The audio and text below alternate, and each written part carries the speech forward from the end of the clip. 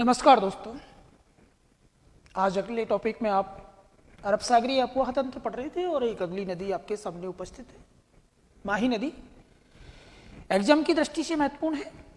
अगर इस नदी की बात करें तो ये नदी राजस्थान के दक्षिणी भाग से होकर प्रवाहित करती होती है।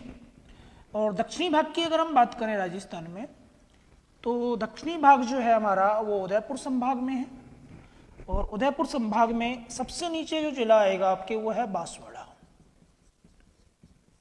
जहां से कर्क रेखा आपकी गुजरेगी। इसके इधर जाओगे तो जिला आएगा प्रतापगढ़, और इधर आओगे तो जिला आएगा आपके डूंगरपुर, और इससे ऊपर जो जिला है आपके उदयपुर। इन्हीं जिलों से संबंधित है आपके माही बेसिन, बांसवाड़ा, प्रतापगढ़, डूंगरपुर और उदयपुर। यदि हम माही नदी की बात करें तो माही नदी का उद्गम मध्य प्रदेश से होता है, फिर ये राजस्थान में आती है और गुजरात में बहते हुए खंबात की खाड़ी में अपना जल ले जाके डालती है। मध्य प्रदेश में एक झील है जिसका नाम है मेहद झील। मेहद झील एमपी में धार जिला है वहां पे स्थित है, और जिस पहाड़ी पर स्थित है उस पहाड़ी का नाम है अमेरोरू। अमरोरू की पहाड़ी यहाँ स्थित है। इस मेहद झील से उद्गम होता है आपकी माही नदी का, और यहाँ से उद्गम के बाद ये नदी आपके उत्तर पश्चिम दिशा में प्रवाहित होती है। उत्तर दक्षिण दिशा में प्रवाहित होने के बाद राजस्थान का नीचे बांसवाड़ा जिला, और गांव का नाम है आपके खांदू गांव। इस गांव से राजस्थान में प्रवेश करेगी, और खांदू गांव जिस जिले में है वो जिला है आपके बांसवाड़ा। खांदू गांव से प्रवेश करने के बाद ये नदी आगे बढ़ेगी, और पहले बांसवाड़ा जिले की सीमा प्रतापगढ़ के साथ बनाएगी, और आगे बांसवाड़ा जिले की सीमा ये डूंगरपुर के साथ बनाएगी। दोनों के साथ सीमा बनाने के बाद ये फिर नदी दोबारा से नीचे की ओर मुड़ेगी, और नीचे की ओर मुड़कर अगले राज्य में प्रवेश कर जाएगी, और ये अगला राज्य जो आपका है वो है गुजरात। गुजरात में बहने के बाद ये नदी आगे जाएगी, और आगे जाने के बाद जहां समाप्त होगी वो आपका जगह होगी अरब सागर में खंबात की खाड़ी। तो ये नदी आपके 3 राज्यों से बहती है। उद्गम इसका मध्य प्रदेश से हुआ, फिर राजस्थान में बही, दक्षिणी राजस्थान में, और उसके बाद ये गुजरात में चली गई। कभी राजस्थान में प्रवेश की बात करें तो इसका राजस्थान में प्रवेश बांसवाड़ा जिले के खांदू गांव में होगा, और उसके बाद ये बांसवाड़ा जिले में पहले बांसवाड़ा की सीमा प्रतापगढ़ के साथ बनाएगी, और फिर बांसवाड़ा की ही सीमा डूंगरपुर के साथ बनाएगी, फिर दोबारा से नीचे की ओर मुड़ के वापस गुजरात में चली जाएगी, खंबात की खाड़ी में ये जाएगी। यदि उद्गम से लेकर मुहाने तक इसकी कुल लंबाई कभी पूछी जाए आपसे, तो इसकी कुल लंबाई जो है वो है 576 किलोमीटर। लेकिन अगर कभी क्वेश्चन पूछा जाए कि राजस्थान में लंबाई कितनी है, तो राजस्थान में इसकी लंबाई है 171 अर्थात 171 किलोमीटर। दक्षिणी राजस्थान में बहती है, और दक्षिणी राजस्थान में बहने वाली इस नदी को यहाँ पर कई उपनामों से भी जाना जाता है। इस नदी को वागड़ या काठल, वागड़ या काठल की गंगा कहते हैं, और इसी नदी को दक्षिणी राजस्थान की स्वर्ण रेखा, वागड़ और काठल की गंगा भी कहते हैं, और दक्षिण राजस्थान की स्वर्ण रेखा भी कहते हैं। माही राजस्थान की एकमात्र नदी है जो राजस्थान में दक्षिण से प्रवेश करेगी और दक्षिण से ही बाहर निकल जाएगी। पूछा गया क्वेश्चन है कि वो नदी जिसका प्रवेश राजस्थान में दक्षिण से होगा और दक्षिण से ही बाहर निकल जाएगी, वो आपकी माही नदी रहेगी। और माही नदी के अपवाह चित्र या बहाव क्रम को आप देखोगे तो ये अंग्रेजी के उल्टे यू अक्षर के समान है। तो अंग्रेजी के उल्टे यू अक्षर के आकार में बहने वाली नदी भी अगर कभी पूछी जाएगी तो आंसर रहेगा आपका माही नदी। आपको ध्यान होगा कि बांसवाड़ा से होकर एक रेखा गुजरती है, और वो रेखा है आपकी कर्क रेखा। कर्क रेखा। तो माही नदी एकमात्र ऐसी नदी है जो कर्क रेखा को 2 बार काटती है, एक बार यहां ऊपर प्रवेश करते समय और दोबारा से नीचे आते समय। तो कर्क रेखा को 2 बार काटने वाली नदी भी कभी पूछी जाए तो भी आंसर आपका क्या रहेगा? माही नदी। माही नदी पर राजस्थान और गुजरात दोनों राज्यों ने एक संयुक्त परियोजना शुरू की है, उस परियोजना में हमारे राजस्थान की हिस्सेदारी अगर कभी पूछी जाए तो राजस्थान की हिस्सेदारी है उसमें 45%, और गुजरात की हिस्सेदारी अगर कभी पूछी जाए तो शेष गुजरात की रह जाएगी। गुजरात की हिस्सेदारी है इसमें 55%। इस परियोजना के तहत बांसवाड़ा जिले में 2 बांध बनाए गए हैं। इन 2 बांधों की अगर मैं बात करूं तो 2 बांधों में एक बांध का नाम तो है माही बजाज,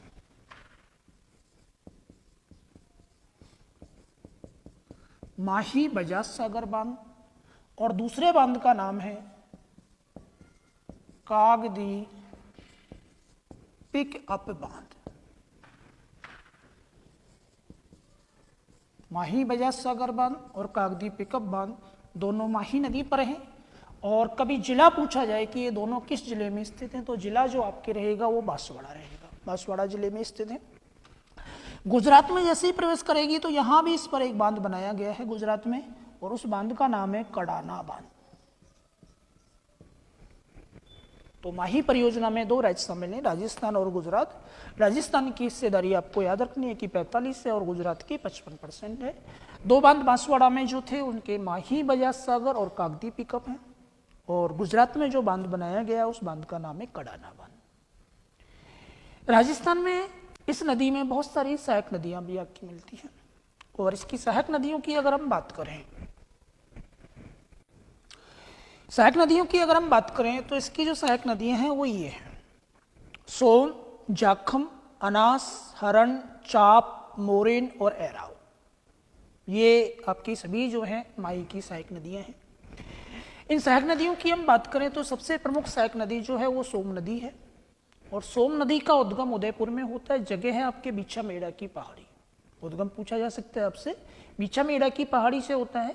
उदयपुर से आगे बढ़ने के बाद ये डूंगरपुर में आएगी, और डूंगरपुर से नीचे आएगी तो डूंगरपुर में एक जगह है जिसका नाम है बणेश्वर धाम, और बणेश्वर में त्रिवेणी संगम बनता है 3 नदियों का। तो एक तो माही है, दूसरी सोम, और तीसरी नदी जो इनमें आके मिलेगी उसका नाम है जाखम नदी। जाखम नदी का उद्गम प्रतापगढ़ में एक जगह है छोटी सातड़ी, और छोटी सातड़ी में एक मंदिर है भंवर माता का मंदिर, वहां से इसका उद्गम होता है प्रतापगढ़ से, और वहां से बहने के बाद इस त्रिवेणी संगम में आके इसमें मिल जाती है।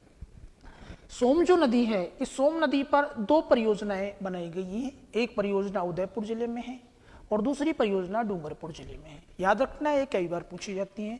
उदयपुर जिले में सोम नदी पर जो परियोजना है, देखो नदी का नाम तो दोनों में है तो वो तो याद हो ही जाएगा आपको, कौन सी किस जिले में है वो याद करना है आपको। तो सोम कागदर परियोजना तो है उदयपुर जिले की, और सोम कमला अंबा ये परियोजना जो है आपकी सोम कमला अंबा ये है आपके डूंगरपुर जिले की, डूंगरपुर जिले में है। और सोम कागदर वाली जो परियोजना है वो आपकी है उदयपुर जिले की, उदयपुर जिले की है ये परियोजना। तो सोम नदी पर 2 परियोजनाएं हैं। जाखम नदी पर भी प्रतापगढ़ में एक बांध बनाया गया है जिसका नाम नदी के नाम पर ही है, जाखम बांध। और किस नदी पर है, तो जाखम नदी पर। तो आपको जिला याद रखना है कि कौन से जिले में है, प्रतापगढ़ में। और वेरी इंपॉर्टेंट क्वेश्चन कि जाखम नदी पर जो ये बांध बनाया है जाखम बांध, ये राजस्थान का सबसे ऊंचा बांध है, और इस बांध की जो ऊंचाई है वो है 81 मीटर। राजस्थान में सबसे ऊंचा है और 81 मीटर ऊंचा बांध है ये। इस जाखम परियोजना का निर्माण एक योजना के तहत हुआ, जिस योजना का नाम है जनजाति उप योजना, या जिसे हम कहते हैं TSP। और इस परियोजना से राजस्थान में सर्वाधिक मात्रा में आदिवासी जो समूह है उसको लाभ प्राप्त होता है। तो आदिवासियों को सर्वाधिक लाभ किस परियोजना से प्राप्त होता है, तो जाखम परियोजना आएगा। और इस परियोजना का निर्माण हमने जनजाति उपयोजना के तहत किया है। जो आपकी सोम नदी है, इसकी छोटी छोटी सहायक नदियां हैं जिनके नाम है गोमती है, झामरी है, टीडी। ये तीनों तो आपकी सोम नदी की सहायक है। जाखम की अगर हम सहायक की बात करें तो एक का नाम सुरमई और दूसरे का नाम करमई है। तीनों का त्रिवेणी संगम बना। नीचे से आने वाली नदियों में एक नदी MP से निकल के आती है, और MP से जो नदी है वहाँ एक पहाड़ी है जिसका नाम है अंबोर की पहाड़ी, और वहाँ से जो नदी आती है उसका नाम है अनास नदी। अनास नदी हमारे राजस्थान के बांसवाड़ा जिले में प्रवेश करेगी, और जिस जगह से प्रवेश करती है उस जगह का नाम है मेलेडी।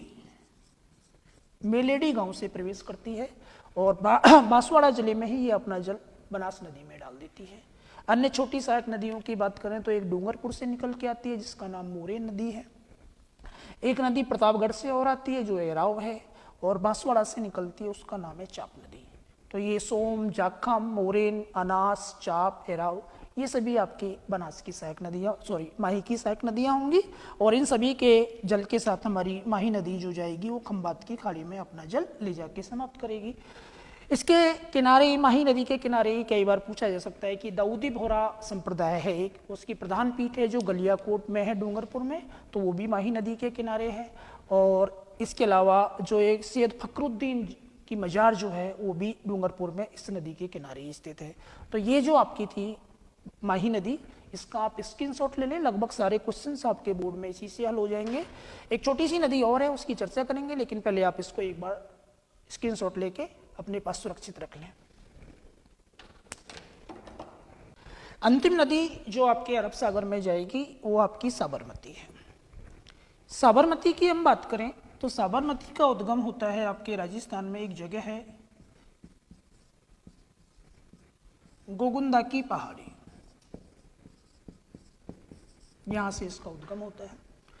गोगुंदा की पहाड़ी कहाँ है, तो ये आपके है उदयपुर में,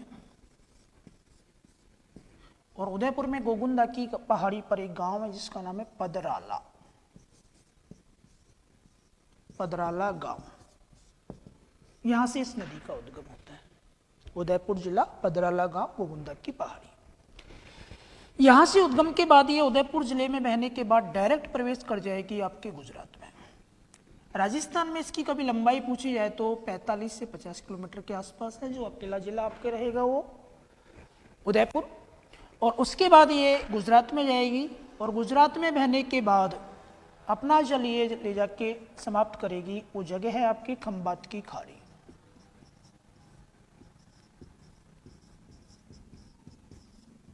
खंबात की खाड़ी में ये जल ले जाती है। नदी की अगर टोटल लंबाई कभी पूछी जाए तो टोटल लंबाई इसकी है 416 किलोमीटर। राजस्थान में लंबाई पूछी जाए तो 45 किलोमीटर के आसपास है। एक बार इस नदी पर एक क्वेश्चन आया था कि ऐसी कौन सी नदी है जिसका उद्गम तो राजस्थान में है लेकिन जो गुजरात की महत्वपूर्ण नदी है, तो वो आंसर आपका क्या रहेगा, साबरमती। हमारे यहाँ ज़्यादा रोल नहीं है, उदयपुर से निकलने के बाद ये गुजरात में प्रवेश कर जाती है। गुजरात के लिए महत्वपूर्ण है। गुजरात की राजधानी की हम बात करेंगे तो गांधीनगर, और गुजरात में जो सबसे बड़ा शहर है उसका नाम है अहमदाबाद। और गुजरात में गांधी जी ने एक आश्रम भी बनाया था, साबरमती आश्रम। तो ये सारी चीज़ें, गांधीनगर, अहमदाबाद, साबरमती आश्रम, जिस नदी के किनारे स्थित है वो नदी कौन सी है, आपकी साबरमती नदी है। सहायक नदियों की अगर हम बात करें तो इसकी जो सहायक नदियां हैं उसमें एक नदी का नाम तो है वाकल, दूसरी नदी जो इसकी सहायक है उसका नाम है हथमती। एक नदी का मैंने पहले जिक्र किया था आपसे जवाई बांध में, वो नदी है आपकी सेही,